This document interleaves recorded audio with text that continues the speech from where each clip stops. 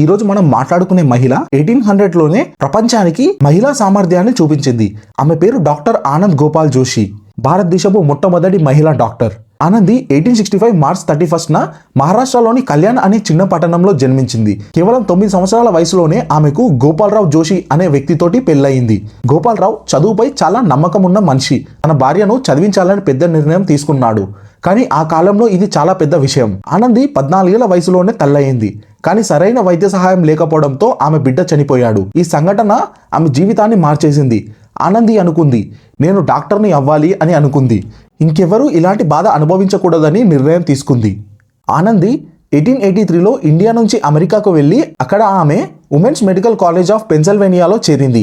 అది ఆ కాలంలో మహిళలకు చదువు ఇచ్చే కొద్ది కాలేజీలో ఒకటి. 1886లో ఆనంది డాక్టర్ ఆఫ్ మెడిసిన్ డిగ్రీని పొందింది. ఇది ఆమెను భారతదేశపు మొట్టమొదటి మహిళా డాక్టర్గా నిలిపింది.